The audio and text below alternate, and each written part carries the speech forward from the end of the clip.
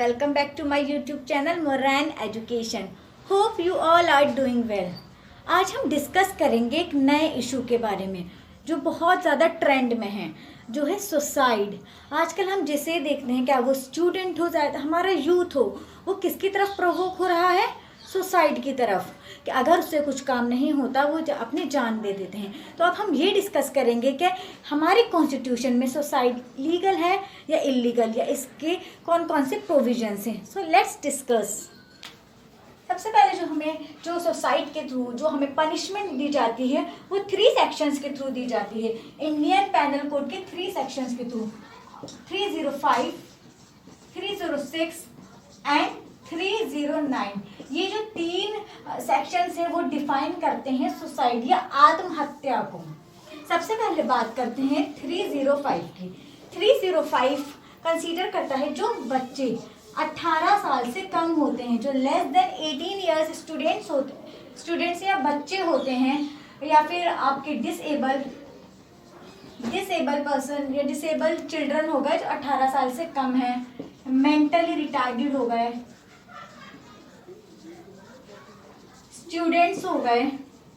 अगर कोई भी उनको प्रोवोक करता है सुसाइड के लिए, कि अगर फॉर एग्जांपल कि स्टूडेंट हैं, उनको अक्सर बोल दिया जाता है कि आपसे नहीं हो पा रहा है, आप ये नहीं कर सकते, आपको जॉब नहीं मिल सकती, या किसी बच्चे को बहकाया जाता है, उसको फिजिकली या मेंटली अब्यूज़ करा जाता है, जिसकी वजह से वो सुसाइड करना ज़्यादा बेहतर समझता है, तो उसको जो पनिशमेंट मिलती है वो सेक्शन 305 इंडियन पेनल कोड के थ्रू मिलती है।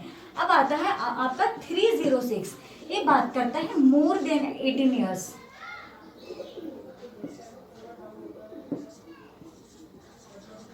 मोर देन 18 ईयर्स जो बालिग लोग हो गए, ये थे नाबालिग बच्चे, अभी हैं बालिग बच्चे, 18 साल से उम्र से बड़े हैं, जो अपने फैसले खुद ले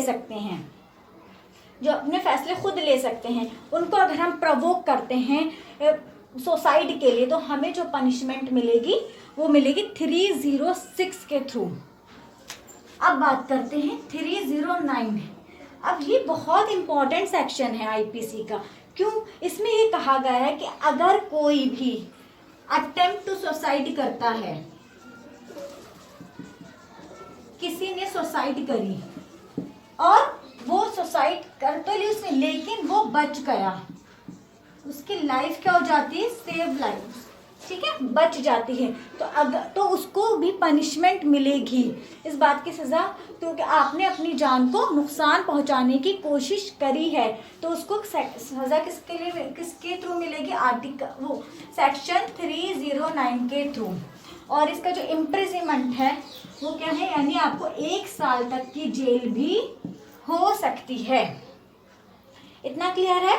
305 जो 18 साल से कम उम्र के बच्चे हैं, नाबालिग बच्चे। 306 ये बहकाने के लिए है, कि 305 भी और 306 भी, ये 18 साल से उम्र के जो बच्चे हैं। और जो है 309 ये अगर आपने सुसाइड अटेम्प्ट कर लिया बट आप बच गए हैं, तो उसको जो आपको जो सज़ा मिलेगी वो किसके लिए मिलेगी? 1 साल तक की सज़ा हो सकती है, वो 309 के तहत हो सकती है। ये होगी उसको, विक्टिम को, जिसने सुसाइड करी है, और ये होगी जिन्होंने करवाया है, जिसने प्रोवोक करा है, जिसका नाम आया है ऑफेंस में। अब बात करते हैं कुछ केसेस के बारे में। सबसे पहले हम बात करते हैं 1986 का केस है, मारुति दुबाल वर्सेस महाराष्ट्र। मारुति दुबाल वर्सेस महाराष्ट्र, इन 1986 का। इन्होंने बोला कि जो 309 है ये क्या करता है? आर्टिकल, हमारे जो फंडामेंटल राइट हैं उसका आर्टिकल 14, 19 और 21 को क्या करता है? उल्लंघन करता है, उसको क्रिटिसाइज करता है कि अगर हम 309 के तहत किसी को सज़ा देते हैं तो हमारे ये जो आर्टिकल हैं ये हर्ट होते हैं। फिर इसको चैलेंज करा गया आपके छन्ना जगदीश्वर वर्सेस आंध्र प्रदेश केस में। इसको बहुत ही, वैसे भी लोगों ने भी बहुत क्रिटिसाइज करा। चलिए आर्टिकल 19 और आर्टिकल 21 तो समझ आता है, क्योंकि मैंने आपको बताया था इसमें एक्सप्रेस करते हैं हम अपने व्यूज और ये हमारा लाइफ का। लेकिन आर्टिकल 14 तो इक्वालिटी से रिलेटेड है, तो इसके सोसाइटी से कोई लिंक नहीं बन रहा है, इसकी वजह से इसे बहुत ज़्यादा क्रिटिसाइज करा गया। फिर जो Chenna Jagdishwar case, versus state of Andhra Pradesh. ये हुआ 1987 में। अब इसमें कहा गया कि ये जो है आर्टिकल, वो सेक्शन जो 309 है वो आर्टिकल 19 और आर्टिकल 21 का उल्लंघन नहीं करता है। ये कहते हैं करता है, ये कहते हैं, इन्होंने इसको चैलेंज करा कि आर्टिकल 9, इसमें 14 की बात नहीं कही गई, इन्होंने कहा ये आर्टिकल 19 और 21 का उल्लंघन नहीं करता है। फिर 1996 में दो लोगों द्वारा, यानी पी राथिगम नागभूषण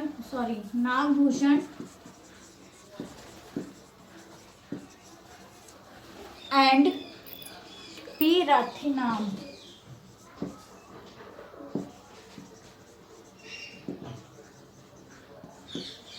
उन्होंने हाई कोर्ट में रिट डाली और बोला कि 309 को हटाओ, क्योंकि ये ह्यूमैनिटी के लिए ठीक नहीं है, जिसकी वजह से वहाँ की जो हाई कोर्ट है उन्होंने भी इसको बोल दिया कि हाँ जो 309 है ये क्या है, अनएथिकल है,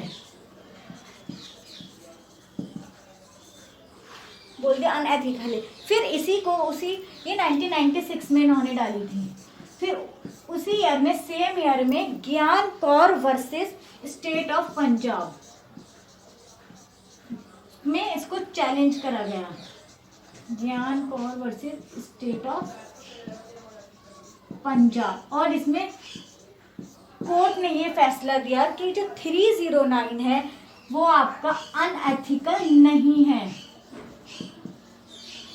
और इसको अनएथिकल नहीं है और इसको कानून में से हटाया नहीं जा सकता। क्या बोला उन्होंने, अनएथिकल नहीं है और इसको हटाया नहीं जा सकता, बल्कि ये लोगों को ये प्रोवाइड करता है, डर देता है कि अगर हमने सुसाइड करी तो हमें सजा मिल सकती है, और ना ही ये आर्टिकल 14 और आर्टिकल 21 को उल्लंघन करता है।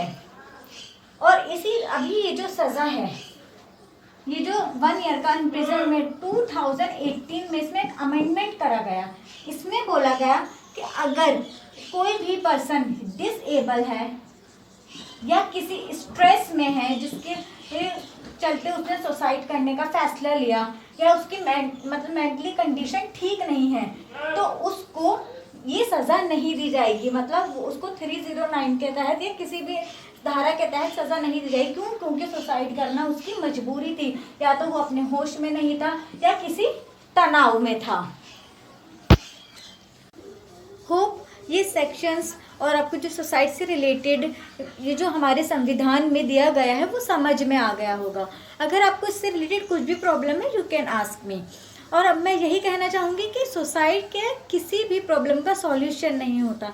और ये जो हमने डिस्कस क्यों करा, ये हमने इसलिए डिस्कस करा, जो आजकल बहुत ज़्यादा ट्रेंड में एक सोशल मीडिया पे वीडियो वायरल हो रही है आयशा आरिफ खान की, जो अपने सुसाइड करने से पहले 2 मिनट का वीडियो बनाती है, then jump into the Sabarmati river.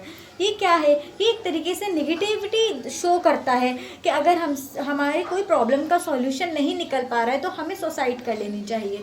तो मैं आप लोगों से यही कहूँगी कि सुसाइड, अगर आपको कोई भी प्रॉब्लम है तो अपने फैमिली से, अपने फ्रेंड से, जिस पे भी आप ट्रस्ट करते हैं उनसे बात करने की कोशिश कीजिए।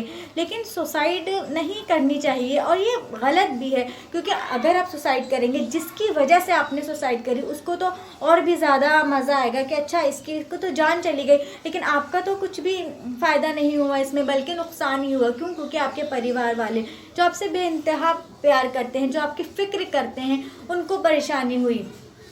सो मैं यही कहूँगी कि आप सुसाइड तो कोई भी ऑब्वियसली सॉल्यूशन नहीं हो सकता। आपको बहादुर बनना है, समाज से लड़ना है और अपने हक के लिए आवाज़ उठानी है। और कभी भी अगर आपके दिमाग में ऐसी कोई इंटेंशन आती है कि हम सुसाइड कर लें या हमसे नहीं हो पा रहा है, तो नहीं, ऐसा नहीं करो।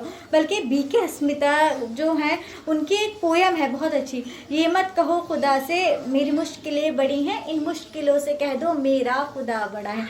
वो सुनिए, बहुत ही ज़्यादा मोटिवेशन आपको मिलेगा। और अगर आपको इसमें कुछ भी परेशानी है, आप काउंसलर से मिल सकते हैं, अपने परिवार वालों से मिल सकते हैं।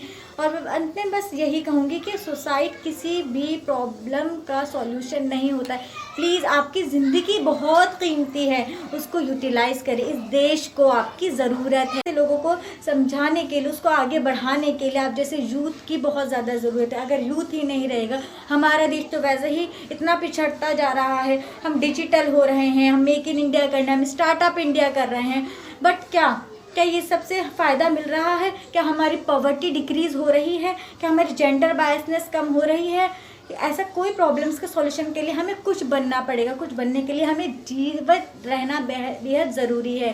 ज़िंदा ही नहीं रहेंगे तो बदलाव कैसे करेंगे? तो सुसाइड का से अपने दिमाग से इस विचार निकाल दीजिए और मेहरबानी करके अपने आगे की ज़िंदगी के बारे में, अपनी फैमिली वालों के बारे में सोचिए। चलिए, अब मैं अपने नेक्स्ट वीडियोज़ में मिलूँगी। तब तक के लिए जय हिंद।